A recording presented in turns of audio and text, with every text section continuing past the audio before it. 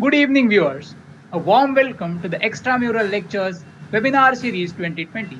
We present you these series of lectures with an intent to provide exposure and open new realms of knowledge to our student community. Albert Einstein once said, "If I were not a physicist, I would probably be a musician. I often think in music. I live my daydreams in music. I see myself in terms of music." And today we have with us who is regarded as the pioneer in performing carnatic music on the guitar, Mr. R. Prasanna. He is an alumnus of IIT Madras and has received a bachelor's degree in Naval Architecture in 1992. A graduate of Berklee College of Music, he is an entrepreneurial visionary who established a world-class music college that blends the Indian Gurukula system of learning with contemporary Western college education pedagogy. He was awarded the Lifetime Achievement Award for Carnatic Music by H. Shri Jayendra Saraswati in 2006 and was voted among the top 50 creative Indians by Open Magazine in 2010. AR Rahman has called him a living hope for quality music. We at EML are honored to have him as a speaker for our student community. During the lecture, our viewers can write their questions in comment section and it will be duly noted. Without any further ado, I would now like Mr. R. Prasanna to address the session.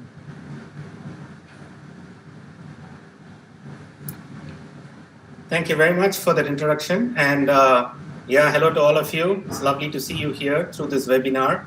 I want to thank everyone at IIT Madras for having me for their extramural talk. The IIT Madras extramural lectures have been an amazing thing that's been going on since the 80s.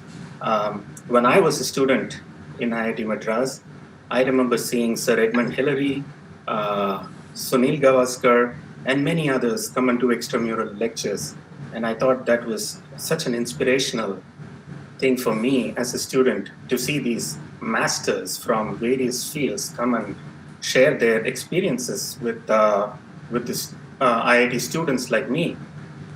And so here I am. I'm truly honored to be here, to be part of the extramural series. And of course, in these strange times, I'm feeling bad that I'm not there in person in IIT Madras doing this, but still, technology has evolved so much, and IIT has played a pretty big part in the evolution of technology. So here I am. IIT graduate and a professional musician now. A lot of people still ask me, why did you go to IIT if you're going to become a professional musician? One day I'll find the answer. I don't know the answer, but I know why I went to IIT. It's the only school I wanted to go when I was in Chennai studying at St. John's School. I think around 8th or 9th grade, it was just firmly implanted in my mind that IIT is the place to go. Again, I didn't know why, but it's just such an awesome institution. So as it turned out, I did get into IIT. Thankfully, I was able to solve that JEE papers, which, considering that itself, was something I can't believe I did it. But I had my music going all the way, much before, during IIT, and after that. So what I'm going to do now is to just give you a short little prelude to how my journey in music started, and then I will slowly get into a few other things. And as you can see, I have my guitar, so you will hear a little bit of me playing. When I was about 4 or 5 years old, I was in a small town called Ranipet in Tamil Nadu, and my neighbor used to play guitar in the church. And so guitar was the first instrument that I saw anyone play. When I used to go to his house along with my brother just to hang out, I would hear him play. His name is Tiago.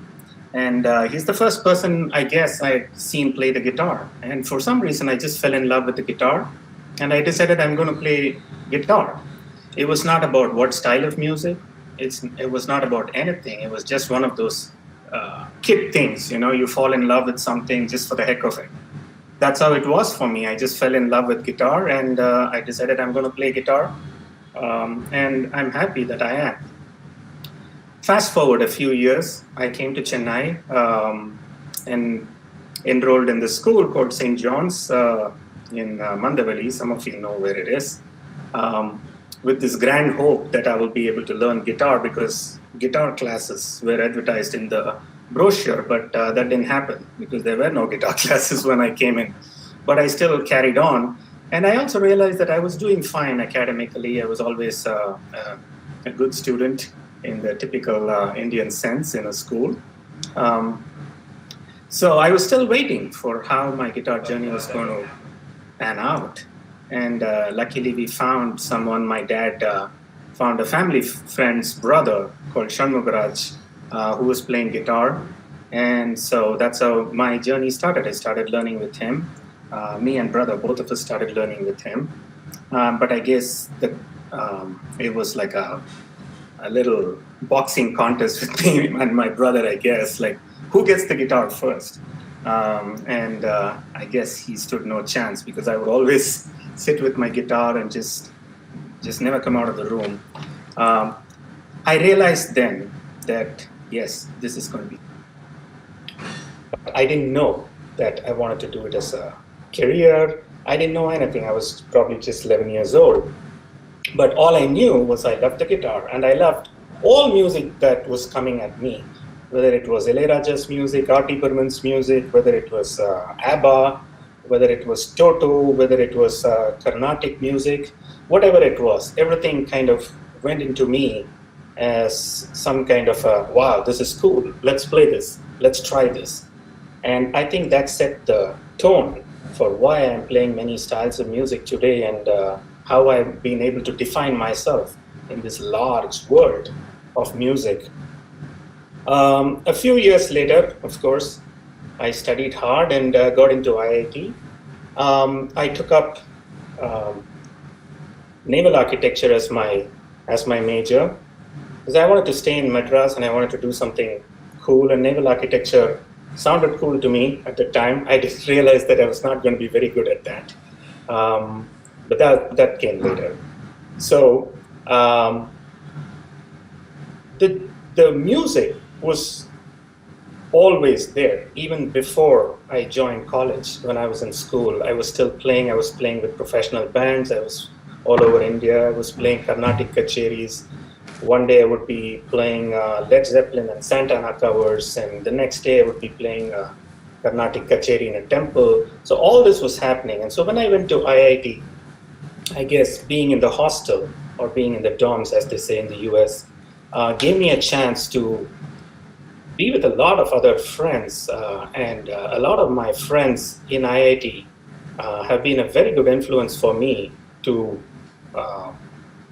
open up my mind to various kinds of music. You know, you would, in your IIT dorms, you would hear everything from old Kishore Kumar songs to Pink Floyd to Rush to the latest Ilayaraja hits, whatever it was. And Carnatic music, Hindustani music, ghazals, everything was going on in the wings, in somebody's room.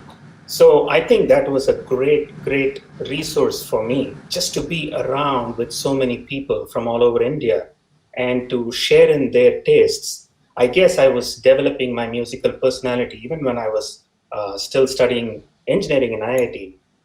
And somewhere in my third year or so, I felt that I should be doing music pretty much full time. I didn't know how, but I had all these different elements kind of in pockets. Here is my Carnatic, here is my heavy metal, here's my newfound love for jazz, Chick Corea and Weather Report and all that stuff, and here's something else. And then I also was into a lot of classical music. I loved Bach, was my first big influence. I just didn't know how to process all this. And the blues, a huge array of blues. I said to myself, the only way I can make sense out of this is probably to find a way to connect all these things, which means I have to go to a college Just like the way I got this awesome education from IIT Madras, I wanted to study music, and I set my sights on Berklee College of Music, which graduated some of my biggest idols. And I was like, wow, there's a place like this where you could do this and this and this and this and this, unlike a classical conservatory. So I was very keen on going to Berklee College of Music. But at the same time, all my friends were applying for a job or taking CAT exam for IIM or taking GRE and going abroad or GMAT, whatever. I was pretty confused. I didn't know if I was going to make the right choice by going to a music school in America with no idea of what I'm getting into. And how am I going to put all these things together? I think the answer revealed itself in the form of the instrument that I play, the guitar. Slowly it dawned on me that, wow, I'm playing the guitar. It's an instrument in which you can play so many kinds of music. Rock, blues, flamenco, now carnatic, metal, jazz, funk, R&B, whatever. So that was very heartening, the fact that I was playing guitar, and therefore I can connect these worlds together. And so by going to a place like Berklee, and by being exposed to so many musicians from around the world, I would be able to eventually put something together and develop my own musical personality, which hopefully will take me further on my path in music. And that's exactly what happened. It was a great fun ride at Berklee. I met so many musicians. I also started teaching a lot. I started playing. I started putting all these things together, and then everything started happening. Of course, it's a struggle. Being a professional musician is not at all easy. I'm going to repeat that one more time. Being a professional musician is not at all easy. It comes with lots and lots of challenges. You have to constantly find a way out of the maze that most times we are in. And as you all know, this COVID-19 situation has turned the world of musicians upside down. People like us who thrive on performing concerts for people like you. Now we've got to figure out what else. So being a musician is not easy. There are very few people who become stars just like that. But for all of us, it's pretty much a process, a phased process. And that's where education can play a very, very big role. I am very fortunate that I had this education from a great institute like IIT, a great institute like Berklee College of Music, and in my Carnatic music from great gurus like my guru Thiruvarur Balasubramaniam and later the legendary Carnatic violinist A. Kanyakumari. So I had this Indian Guru Shishya element of education, a great technical education from a world-class college like IIT, and a phenomenal musical experience, education, and exposure from Berklee College of Music. And wow, that is quite a combination. For me, I'm very, very grateful for that. And then I knew, okay, I'm going to enjoy my music no matter what. I'm not going to let this struggle of being a professional musician come in the way of enjoying my music. I'm going to do whatever I want. And here's where I want to quote Steve Jobs, who said, you can't connect the dots looking forward. You can only connect the dots looking backward. And so you have to trust that the dots will somehow connect in the future. And that's quite an awesome statement. And that's exactly what has happened in my life. And I want to pick about 3 main things, main attributes, life attributes that I have learned through music. You know, one of my guitar teachers in Berklee, Mick Goodrick, in his book, Advancing Guitarist, which I read before I went to Berklee, says that music is like life on a small scale and life is like music on a large scale. So here it is. I'm having a great time. I'm happy to have a successful career in music.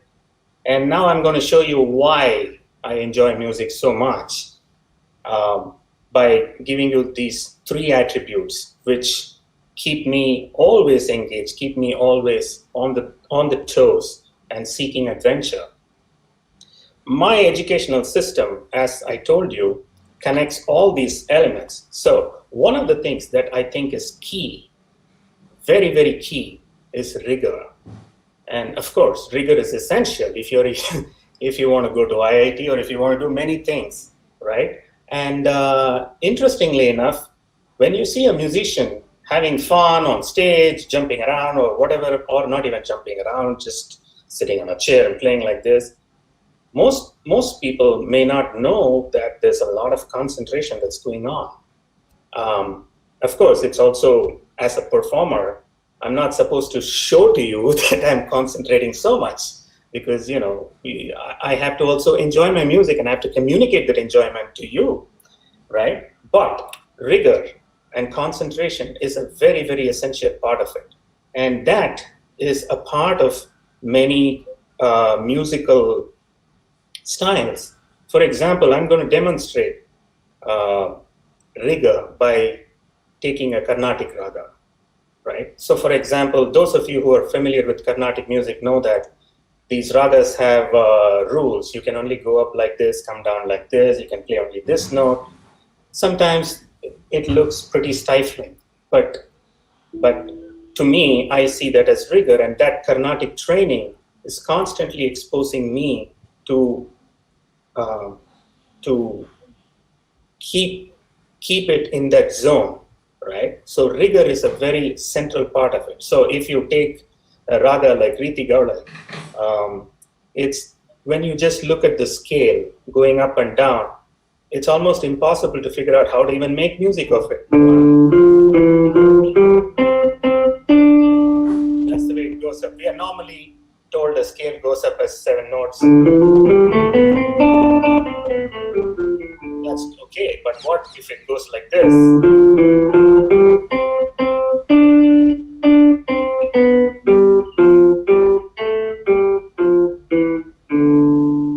That doesn't even sound like a scale that you can teach to a kid and say like, okay, these are the notes, so you can just play. No, it's like, how do you make sense of it? So you have to go into the essence of the raga, try to find out what phrases make it work. How is it that you can get some music out of it? So then it sounds like this.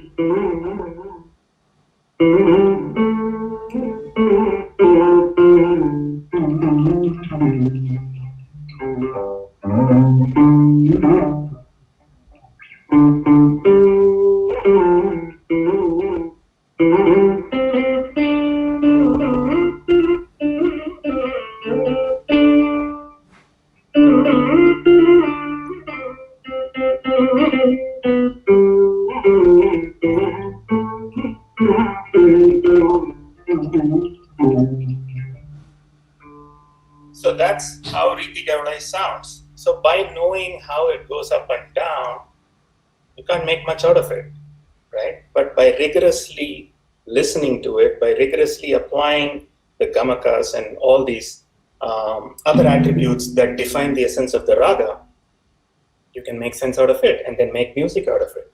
So rigor is a very essential part of music, and I enjoy rigor. The next thing I want to talk about is focus.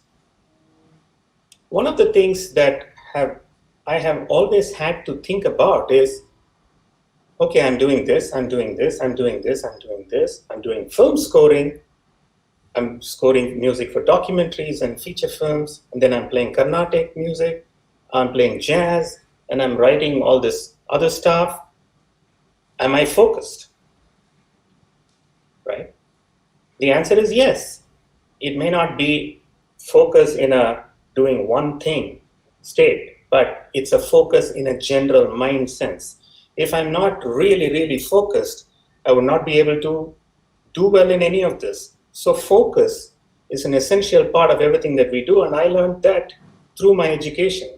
And I enjoy the idea that you have to focus yourself, you have to tune in on what you're doing at the moment. I'm going to demonstrate that by by taking an example. Normally when we play the guitar, right? Somebody plays lead guitar, somebody plays the rhythm guitar if there's chords in it, and somebody plays whatever else, right? But sometimes when you're playing by yourself, the challenge is to appear that you are an orchestra. Not even, okay, well, maybe not an orchestra, but appear as full as you can. On the guitar, there are many things possible. It's an instrument where you can play a lot of things at the same time, right? So one of the things that learning jazz and practicing jazz for years have taught me is to focus on these elements. For example, the idea of playing melody, chords, and bass at the same time, right? It requires a lot of focus. Have you ever seen a drummer? I'm sure all of you have seen a drummer, right? But have you ever wondered how he or she is able to manage all these things? Like there's this tum, there's this, there's foot, there's everything going on. Focus. Focus is something that distinguishes a great musician from somebody who's just, playing for fun. So here's an example. I'm going to take a famous jazz standard just to show you what happens when you try to focus and play multiple things at the same time and still make music.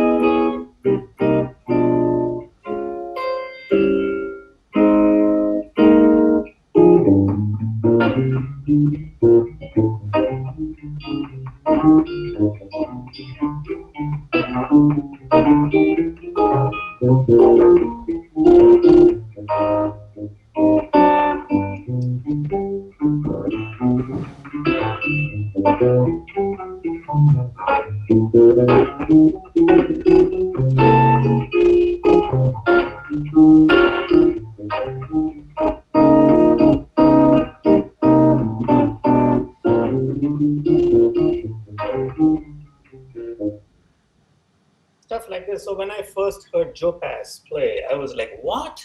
You could do that on the guitar? How I was, for years, I thought the guitar was all about playing a few nice lines like that.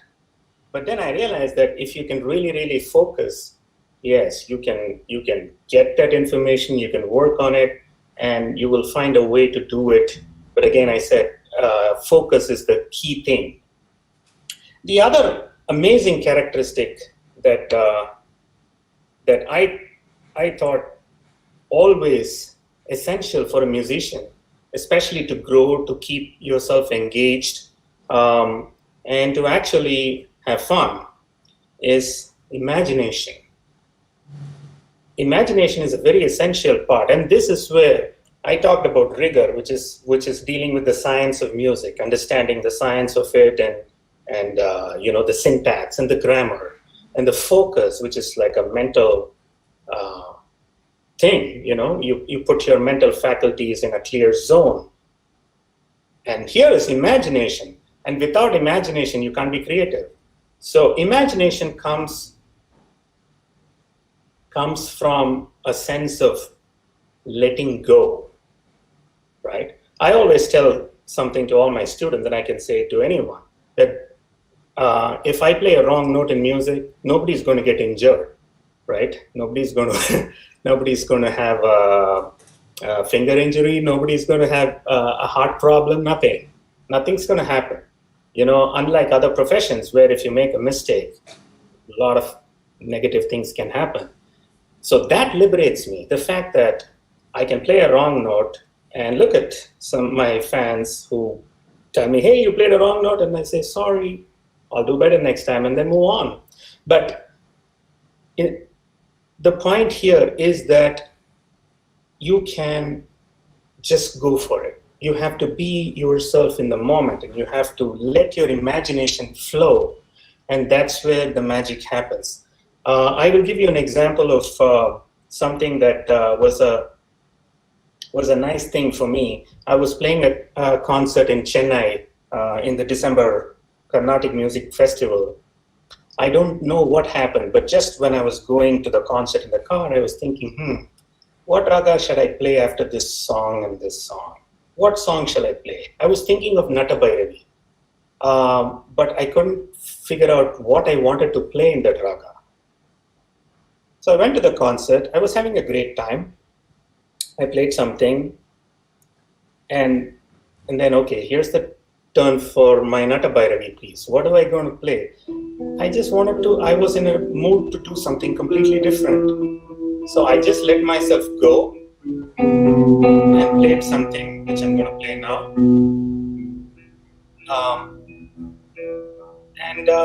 Yeah, I had fun. So I ended up playing Stairway to Heaven by Led Zeppelin of all songs as part of my little Nata Bhairavi piece. Well, it is not really in Nata Bhairavi Raga, but it was just an interesting experience for me and for the audience too. And most of them didn't know the song, but the few who did know, I think they loved it. Actually, everybody loved it. And so this is what happens. So you have to use your imagination sometimes to come up with some new ideas. So here's a little bit of Carnatic Stairway to Heaven.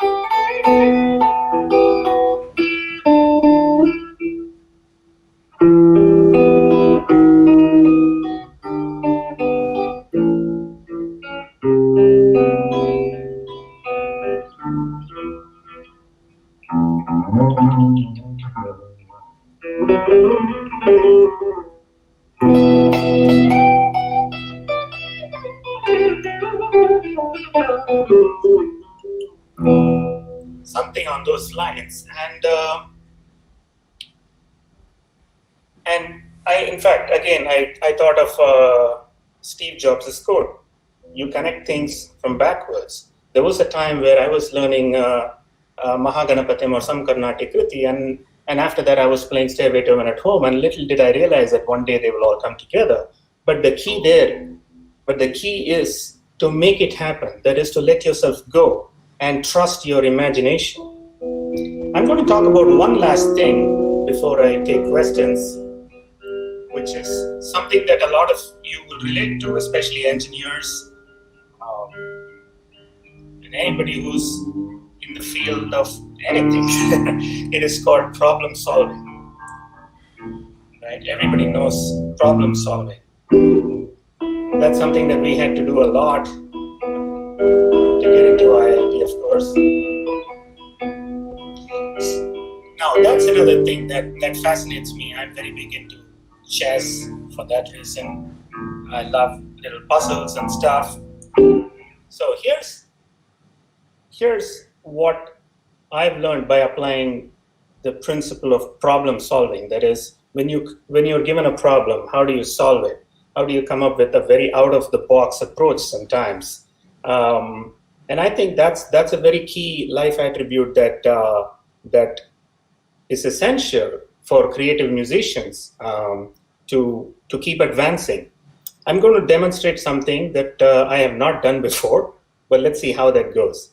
I'm going to just take one note, and I'm going to make some music out of just one note. So just to demonstrate the idea of problem solving. So here's a problem. You can only play one note. That's it. Whatever it is, E or D or G. I'll just take E because the sound of E is there. You can only play one note. You can't play anything else. And you got to make music. So what do? We need usually at least 5 notes to call something a raga or a scale. We need at least a few notes to make a melody. That's how we're told. But let's say if you're given a problem and say, solve this problem, you have only 1 note, that's it. And you have to make music with it. So let's see.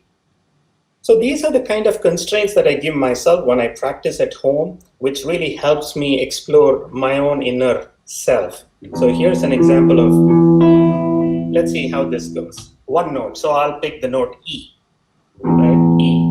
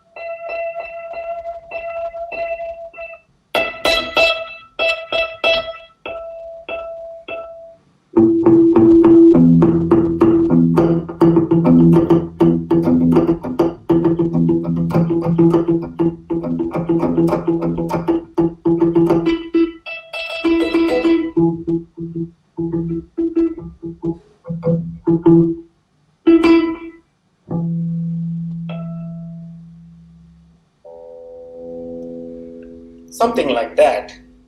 In a real world situation, that hardly ever happens, right?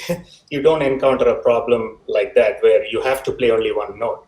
But you can use the concept of constraints to find creative solutions. Maybe 1 note is an extreme idea that I just showed you all. But I do things like this when I play, where I say, oh, okay, today in my guitar solo, I'm just going to restrict myself just to these 2 or 3 notes. Just those 3. And I'm going to develop my solo.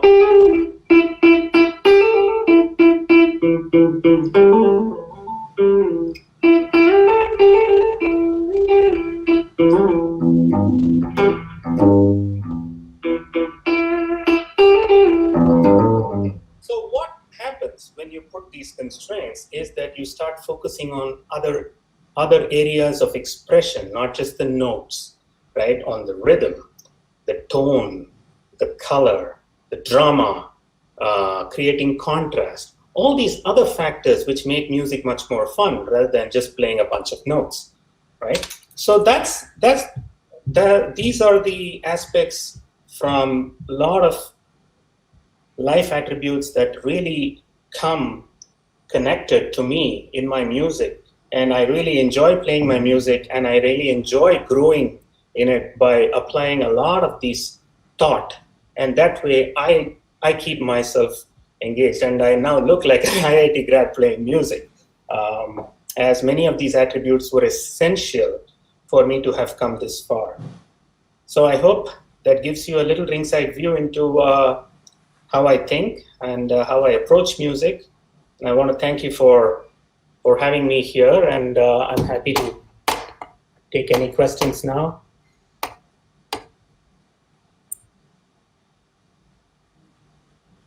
Sir, that was truly an awesome talk. With this, we proceed to the next part of the webinar, the question answer session. We have collected a few questions from the audience and will present them to you now. So the first question is, This is a question from Yashwardhan Loda. Sir, can you share your warm-up schedule before you start playing and also the areas one needs to focus on while doing so?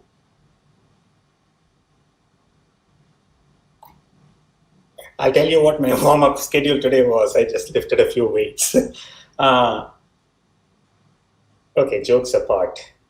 Honestly, I don't have a warm-up schedule. I just play music anytime I feel like. I just pick up my guitar or go to my piano and just play. However, I do tell my students that if they need a warm-up,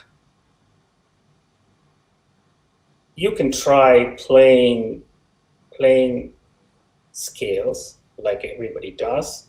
You can try playing some chord ideas. You could do whatever you want, but focus on one particular thing that you do for 10-15 minutes. For example, like this. Okay, I am going to play. It again goes back to the same constraint stuff. Okay, I'm going to play in this position now.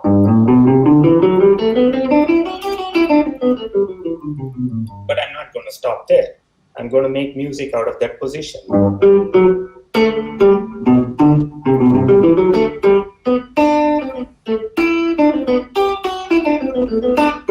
So what happens is that you warm up your ears, you warm up your fingers, you warm up your mood, and many other things, right? So you can choose whatever it is, and I think it varies from people to people. I only tell my students and everybody else in my workshops that find your own warm-up exercises. But I personally don't necessarily have a plan for warm-up, at least for myself.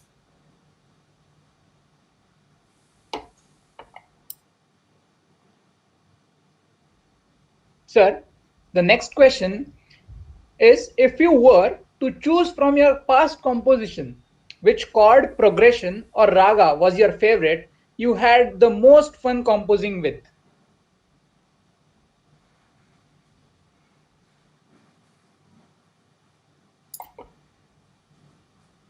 Well, there is a song of mine called Dharma Becomes Alibama from my album Be the Change that I think was very special.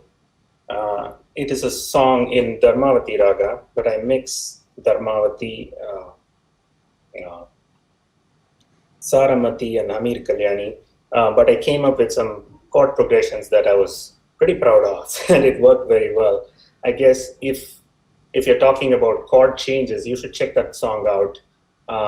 And it's probably one of my best works in terms of blending a very traditional Carnatic raga or a bunch of Carnatic ragas with extremely contemporary jazz chord progressions. But so are many other songs. A lot of people here know Kalyani Connection. That was written for a composition assignment in Berklee for a jazz fusion composition assignment. So the middle section of it has some crazy chord changes, which are not what you would expect from the otherwise pretty pristine Kalyani type material that comes before it. So I guess every song of mine, I put a lot of emphasis in making that connection between the harmonic elements and melodic elements. So I guess those two come to my mind. So the previous question that you answered was from Abhiram Alamuru. Proceeding to the next question, it's from Narashima Vardhan Madhavan. What is your advice for anyone who wants to learn instrument? How to identify potential strengths and weaknesses when one starts out with an instrument?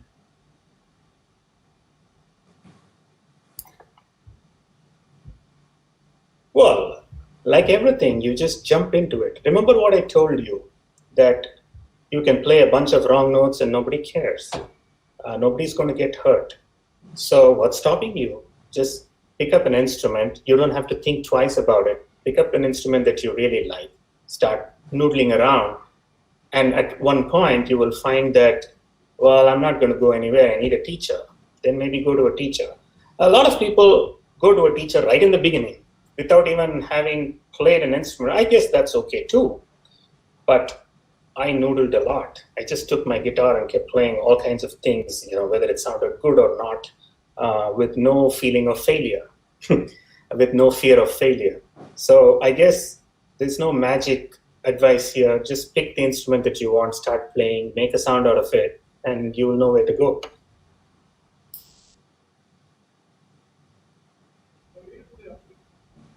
So the next question, do you feel that there are risks of imposing Western music and instruments to native folk music, if there are any? Can I hear your question again, please? Yes, sir. Do you feel there are risks of imposing Western music and instruments to native folk? Did you say risks? R-I-S-K? Yes, sir. Wow. I just said that music is the least risky business.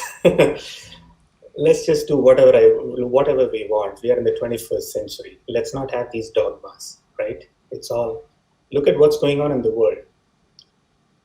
As musicians, we are here to spread the joy of music and to celebrate the diversity of music and bring it together and share it with people. It doesn't matter if it's folk music, Western music, Carnatic music. Oh, how can you change this raga? How can you? Come on. My answer is come on, I'm sorry. I think music is fun. So anything can work with anything. That's what my life's all about, at least. Next question. A world-renowned musician, not necessarily living, with whom you would like to perform, and a question you would like to ask him or her.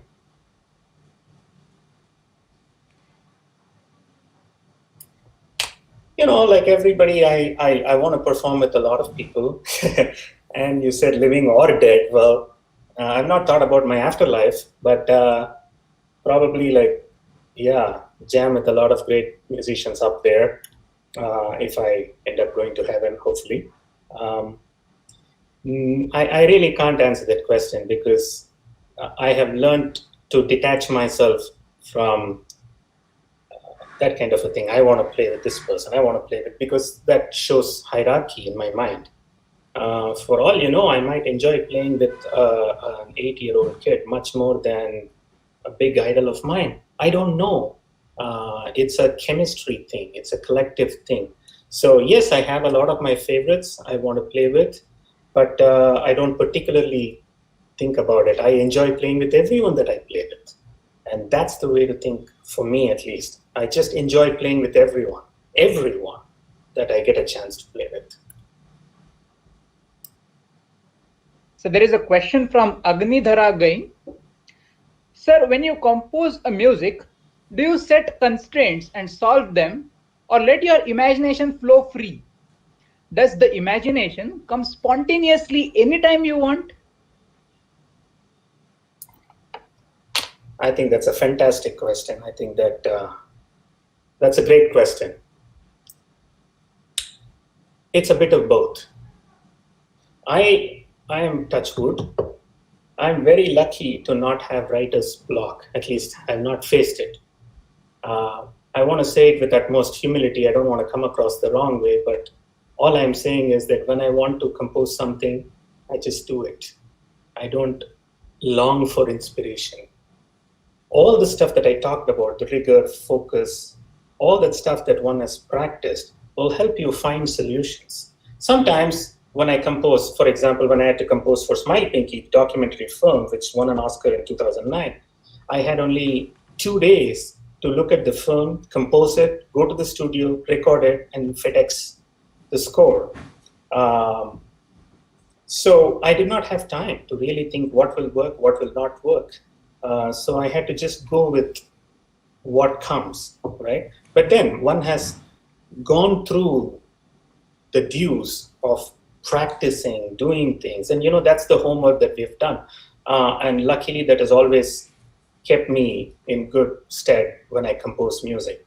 So it's a bit of both. Sometimes I come up with a great idea. I sit on the piano. Many times I compose on the piano, not on the guitar. And many other times I just compose on paper. For example, the string arrangement for Lagan, Once Upon a Time, the title track, the string orchestra section, which I wrote, which Rahman asked me to arrange, I wrote the whole thing on paper with no instrument, with just my notebook and pencil, because I wanted to hear it in my head. I didn't want that to get kind of influenced by what I could play on a guitar or something. So I chose to just write it on paper and I only heard it when the musicians played it. And there are other times where I just pick the guitar and I come up with something like this, and then like something comes out of it, right? So it's a bit of all of those things. But I think that's a great question, because that ties into everything that I talked about, that all of these things are essential. And as a composer, the more words that you can coalesce together, the more organic your compositions will be. The next question is from Shriram Ilangovan. After you're done with the composition, do you feel it could have been done a bit better? No. What's done is done. Let's move on. Yeah. Well, I mean, of course, I can always listen back and say, yes, I could have done this. But I really believe in being in the moment, and that is part of what I was talking about. If it felt good to me at that point, then it's probably good. I don't have to revisit. If I wanted to do something else or develop it, I'll do an annex. I'll do another composition which kind of takes off from there. But usually I don't like to look back. I like to look forward.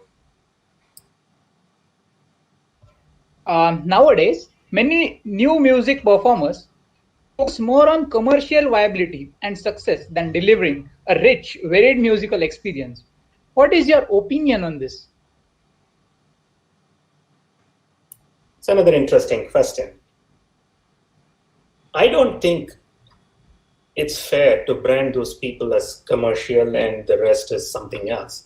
I don't think we should create that rift in our thinking. Like I said, being a musician is a tough ask. Surviving as a professional musician is a very difficult thing in this world. So all power to people who are doing whatever they can to stay in music and make a living at it, whether they're just doing commercial music or whether they're doing the most high-end artistic music. To me, it doesn't matter. As long as they're enjoying themselves, as long as they're honest about their music and their expression, and as long as they are contributing to society through their music, I think that's the key.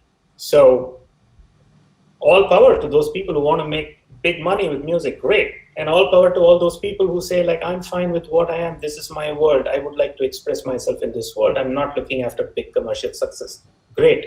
I think it's your choice.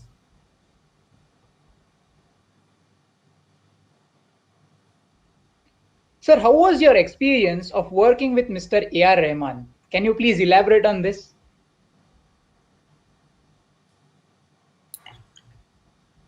Well, it's like asking you, how was it talking to your favorite friend for 2 hours the other day? Well, it's always been fun. AR Rahman is a great friend of mine, somebody that I respect a lot, somebody that I love a lot, and I share a lot with him. We kind of think alike on many levels, and we also think differently at many levels. It's been really fun working with him at every time. He's a wonderful person, and he gets the best out of people.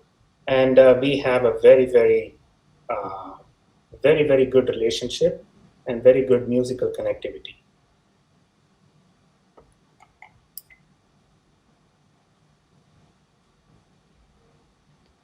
Sir, any other innovative ideas that you are working on right now? I'm always working on innovative ideas. Otherwise, I'll be dead. Yeah, it's always about trying something new.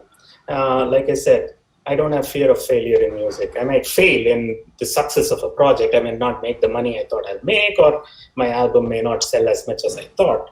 But I don't have fear of failure in terms of innovating, because I think innovation is the only way to move forward. But again, innovation, what is innovation? Innovation doesn't mean like you're coming up with everything that's new. It's also a product of assimilating everything that you've internalized in the past, converting it into being in the present and looking at the future of where this is going to go. So yeah, I'd always like to be on my toes. I'd always like to challenge myself. I always like to experiment and experience the new. So this question is from Abhishek Shekhar. He asks you, what would be your advice for the people who are starting new on guitar?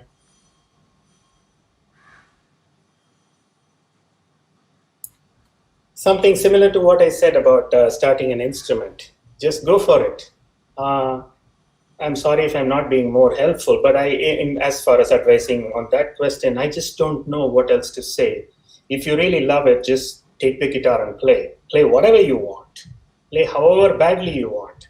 One thing I always tell my students is that don't be afraid to play bad stuff. Don't be afraid to sound bad. Just keep doing it because it's part of the process of getting good. So that's the same with life, and that's the same with music, and that's the same with guitar.